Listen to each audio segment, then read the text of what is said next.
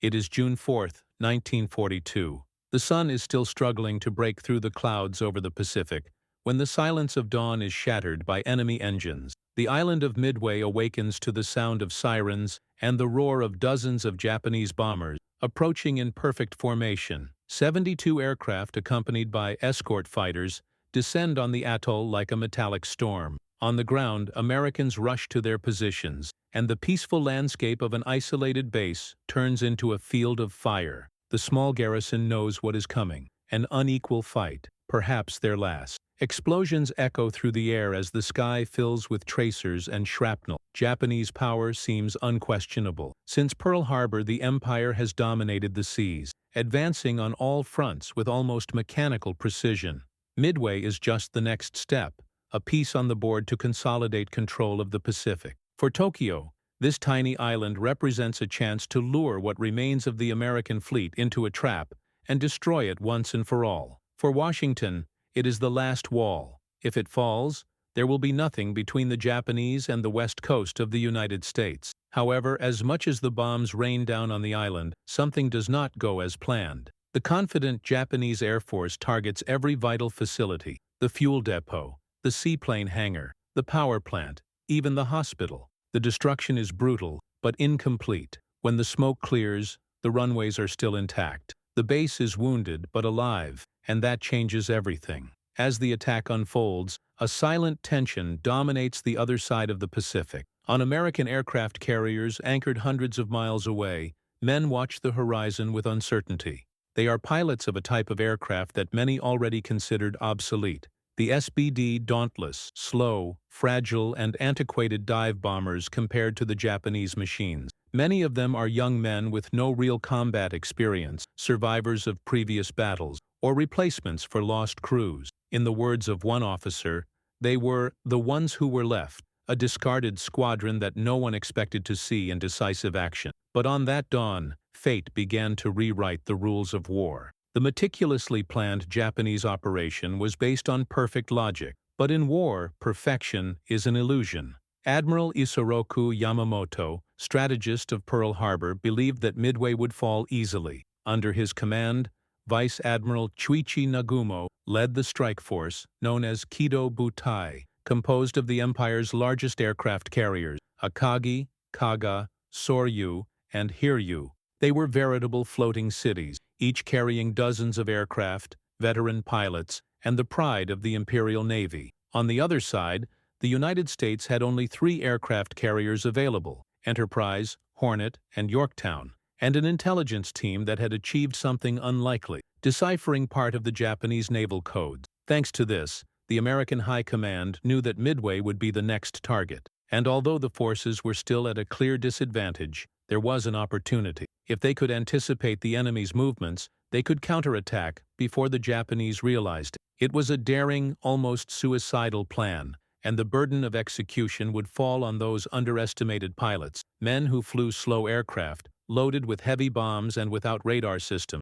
diving from altitudes that turned any mistake into certain death. From high in the sky, the bombing of Midway continued, but something unexpected happened. Despite Japanese superiority, the island's defenders resist with desperate ferocity. Anti-aircraft guns fire incessantly, and American fighters, few but determined, launch themselves at the invaders in suicide attacks. 5 Japanese aircraft fall in flames. Others are severely damaged. What the Japanese expected to be a quick victory becomes a costly and chaotic battle. The American fleet's radios pick up the first transmissions: the attack has failed to destroy the runways. This means that American planes can still take off. On the deck of the USS Enterprise, Lieutenant Richard Dick Best prepares himself. He gazes out at the endless sea and the distant glare of the sun reflecting off the waves, unaware that in a few hours his name will become part of military history. At his side, other pilots adjust their helmets and review their instructions, most of them in silence.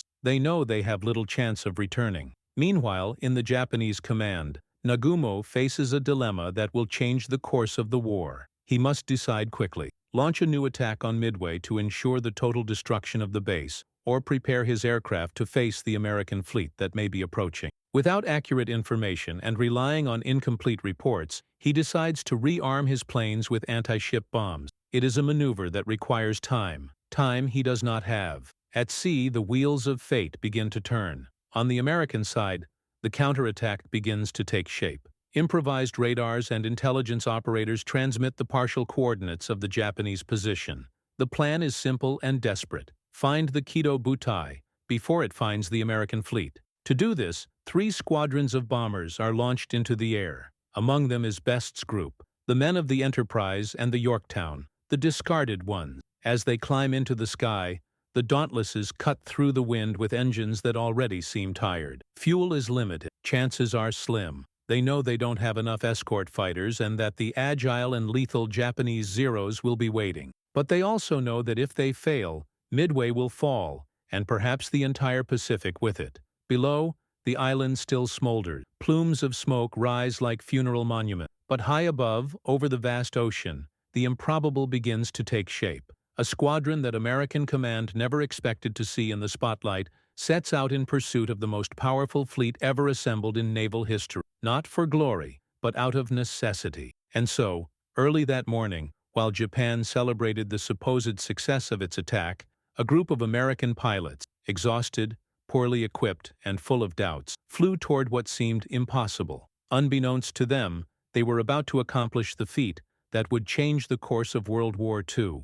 What no one could have predicted was that these discarded men would be the only ones to find the enemy, that their slow planes would be the ones to dive on the Japanese aircraft carriers, and that, in a matter of minutes, the balance of power on the seas would no longer belong to the empire of the rising sun. At that moment, amid the distant sound of explosions and the incandescent glow of the Pacific, the war began to change. Not on the great warships, nor in the command rooms, but on the wings of a few men who refused to accept that they were already defeated. Part 2. In the tense silence that followed the attack on Midway, the fate of the war seemed to hang in the air. As the enemy regrouped, American planes took off one by one, disappearing into the blue horizon in search of something no one knew for sure where it was. Among them, a squadron of SBD Dauntless bombers, the same ones that many had considered obsolete, gained altitude under the command of Lieutenant Commander Clarence McCluskey.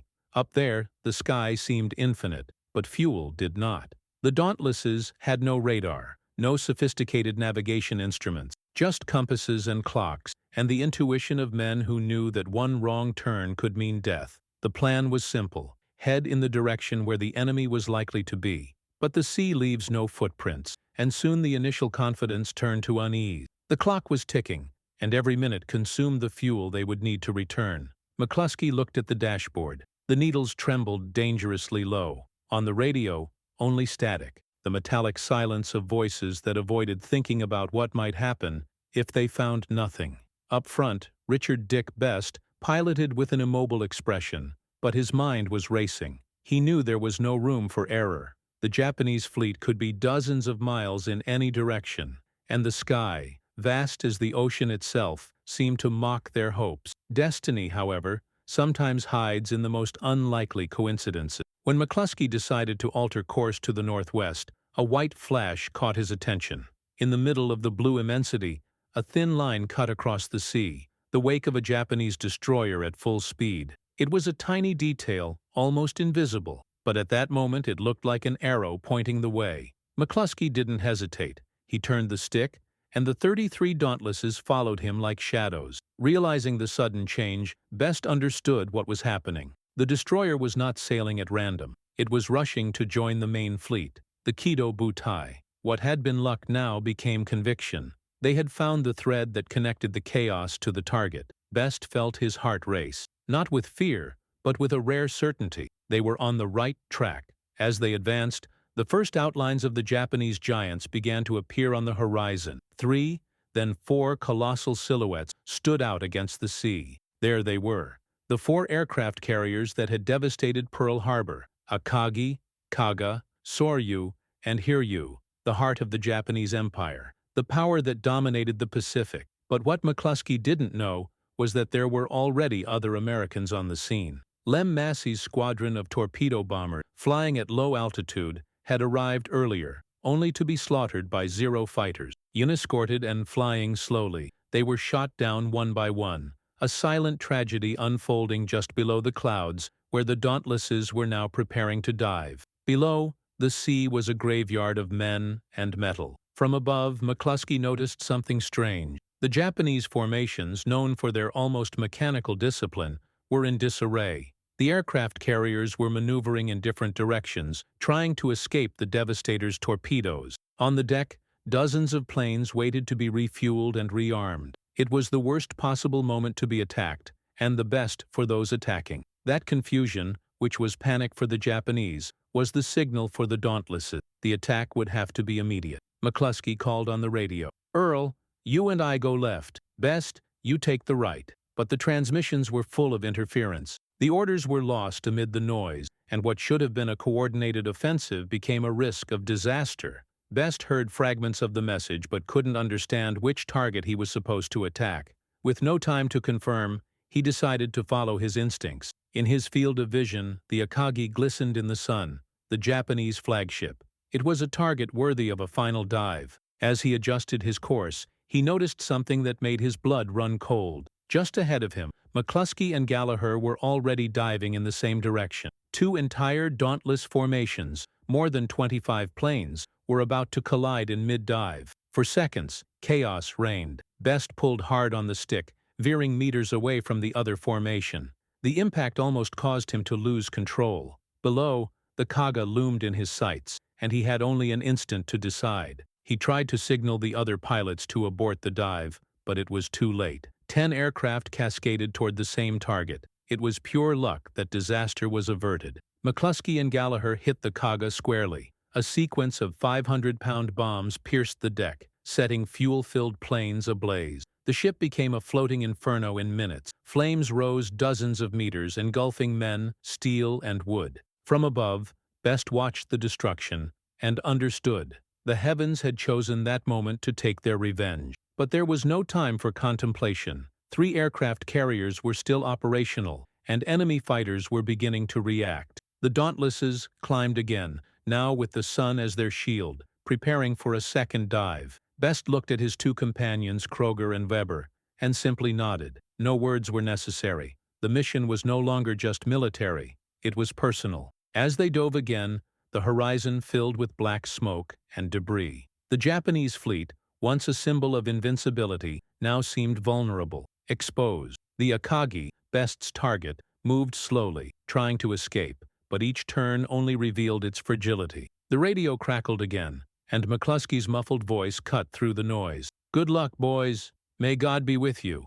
It was the last thing Best heard before diving toward the enemy deck. The wind roared, the horizon spun, and the sea surface rose like a living wall. He kept a firm grip on the controls, breathing slowly. Each second felt like an eternity. The sights aligned with the center of the Akagi's flight deck. At that point, he was no longer thinking about glory or survival, only about accomplishing what he had come to do. And as the sun reflected off the waves and gravity pulled him down, Dick Best, the pilot of a plane considered obsolete, led the attack that would change the course of history. The dive began as a moment suspended between life and death. Below, the Akagi seemed motionless, a dark spot on the blue Pacific. Dick Best kept his eyes fixed on the sight as the Dauntless descended like a stone, the air cutting through the wings and the sound of the engine turning into a deafening roar. The world was reduced to a single line: him, the bomb, and the target.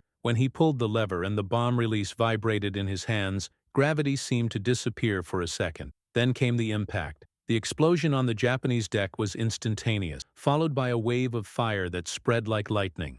The Akagi, the pride of the Japanese fleet, was beginning to die. The sky was a chaos of smoke, flames, and planes crisscrossing in all directions. Below, the Kaga burned like a floating bonfire, hit squarely by McCluskey and Gallagher. The sequence of explosions was so intense that the surrounding sea seemed to boil. Planes, loaded with fuel and ammunition, became unwitting projectiles, leaping from the burning deck before plunging into the water. The Japanese fleet, once a symbol of discipline and precision, was now engulfed in confusion and panic. Above, Best regained control of the Dauntless, feeling the impact of the dive in every muscle. His breathing came in gasps, his whole body shaking, but he couldn't stop. The radio crackled with broken voices, some screams, some prayers, other orders mixed with the noise of combat. In the distance, he spotted the Soryu, another Japanese aircraft carrier, being attacked simultaneously by pilots from the Yorktown.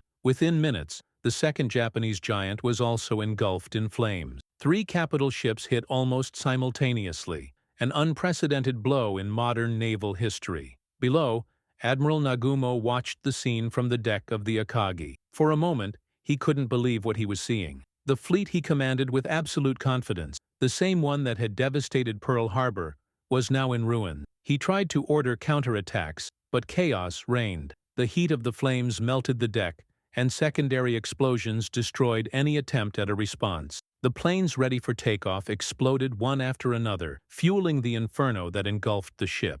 The Dauntlesses continued their attack. Each dive was an act of courage, bordering on madness. Pilots who knew they had fuel for only one attempt descended without hesitation. The sirens of the aircraft screamed during the steep dives, a soundtrack of steel and wind that cut through the deadly silence between explosions. The attack, which lasted only a few minutes, seemed like an eternity. Best, now flying with only 2 companions, looked around and saw the impossible. 3 enemy aircraft carriers in flames. The Akagi was still holding out, but could barely maneuver. Over the radio, someone announced that the Japanese were abandoning the decks. The impossible was happening before his eyes, and he knew it wasn't over yet. Climbing again, he quickly assessed the situation. His fuel was almost gone, but something inside him refused to retreat. 3 of the 4 Japanese aircraft carriers were destroyed or incapacitated, but there was a 4th, the Hiryu, the only one still operational, and the last with the capacity for revenge. It was now the heart of the enemy fleet, the next inevitable target. As the Akagi broke into 2 columns of smoke, Best looked down and felt a mixture of triumph and disbelief. He knew what this meant. The tide of war had turned. Pearl Harbor finally had its answer. The Dauntless attack had been an unlikely military miracle. No general, no strategist could have predicted such a devastating blow in such a short time. The element of surprise was absolute. When the American bombs fell on the Japanese aircraft carriers, they were at their worst possible moment, rearming and refueling their aircraft. Each bomb that hit the deck not only destroyed planes, but also exploded fuel tanks, ammunition, and accumulated weapons. It was a chemical and mechanical massacre. The images recorded by the pilots show the extent of the catastrophe. The Kaga caught fire from bow to stern in minutes. The Soryu was engulfed by internal explosions that hurled pieces of its structure more than 100 meters into the air, and the Akagi, hit squarely by Best, turned into a burning pyre, its deck opening like burning paper. The American aviators, many still in shock, knew that this moment would be remembered for generations, not only as a victory, but as proof that the improbable could still win. But not all of them would return to tell the tale. Several Dauntlesses were shot down by Zero fighters that reacted late, but with fury. Others dove too deep and were unable to regain altitude. On that day, the Pacific became both the grave of heroes and the stage for a historic turnaround. Dick Best, still in the air, checked his instruments with difficulty. The display was cracked, the engine sound irregular. His body trembled, his throat burned from breathing hot air and smoke. And yet, as he looked back and saw the black columns rising from the Japanese ships, he felt an unexpected calm, the feeling that it had all been worth it. On the American aircraft carriers, the news spread like wildfire. 3 of them sinking, shouted an operator. On the Enterprise, sailors cheered, cried, and hugged each other. But the commanders knew it wasn't over yet. The Hiryu was still there, intact and furious. On the Japanese side, disbelief turned to despair. None of the admirals could understand how a force considered inferior had dealt such a devastating blow. The pride of the Imperial Navy, the Kido Butai, was virtually annihilated. On the deck of the Hiryu, officers shouted for revenge. They prepared a new wave of planes for an immediate counterattack, still believing they could turn the tide. As the sun began to set over the Pacific, the scene was apocalyptic. 3 giants burning on the horizon, fallen planes, men in the sea trying to cling to debris, and above it all, the distant roar of the Dauntlesses returning to base, cutting through the clouds with the serenity of those who had defied the impossible and survived. At that moment, no one knew for sure what would come next, but everyone understood instinctively that the course of World War II had just changed. Japan had lost not only ships,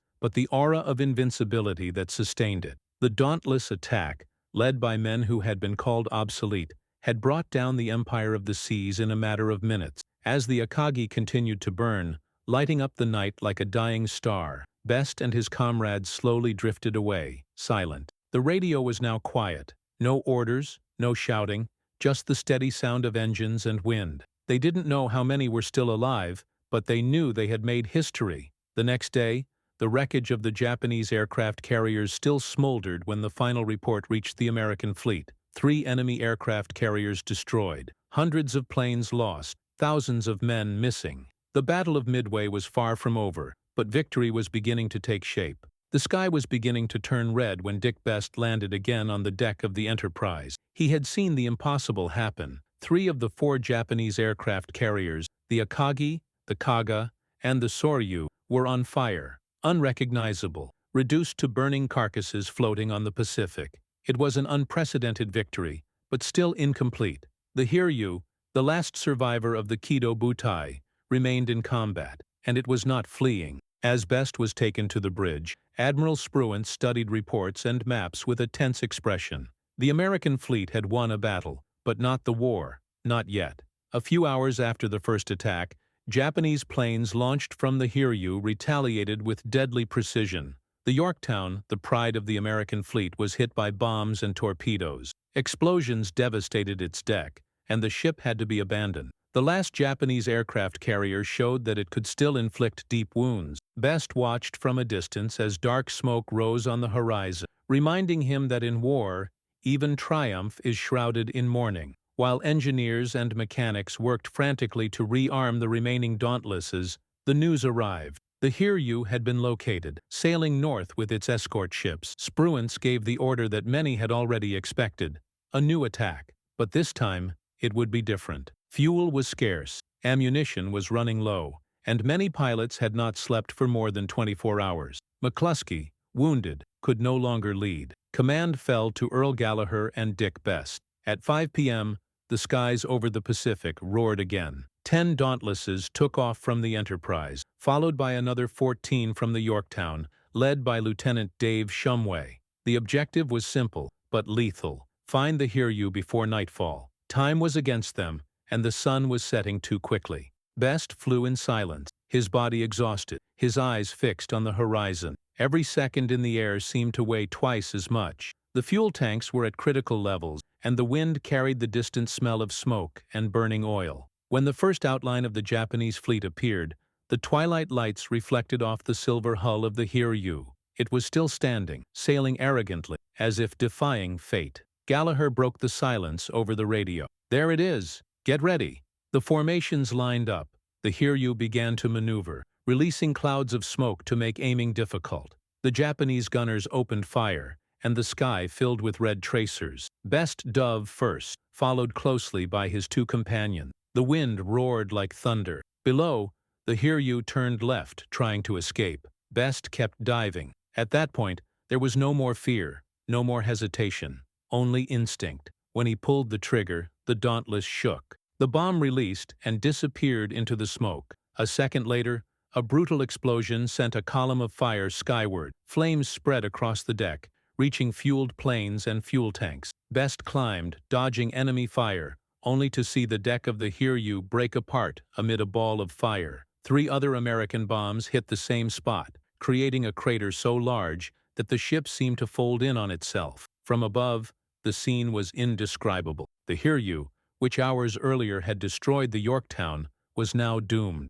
Burning planes fell from the deck. Crews ran desperately. Best looked out to sea and saw pieces of the ship floating like ashes from a disintegrating empire. He knew that moment marked the end of Japanese naval power in the Pacific. But victory came at a price. During the dive, his comrade Fred Weber's plane was hit by enemy fire. Best watched helplessly as Weber's Dauntless caught fire and plunged into the ocean. Silently, he watched the point of impact close over the waves. In war, glory and loss go hand in hand. With the Hiryu destroyed, the Japanese fleet retreated. The silence that followed was almost absolute. Best and the survivors returned to the Enterprise at dusk, running low on fuel and with heavy hearts. When he landed, he could barely get out of the cockpit. He walked to the bridge and was greeted by restrained applause, silent hugs, and tears that no one tried to hide. They had won, but everyone knew what they had left behind. In the days that followed, the wreckage floated like grim reminders of the empire Japan had lost in a few hours. 4 aircraft carriers sunk, hundreds of planes destroyed, more than 3,000 Japanese sailors dead. The Kido Butai, the most powerful naval force on the planet, had ceased to exist. The tide of war had turned, and the world would never be the same again. The dauntless attack was not just a military feat. It was the triumph of courage over probability, of persistence over despair. A group of men and machines considered obsolete had redefined the course of World War II.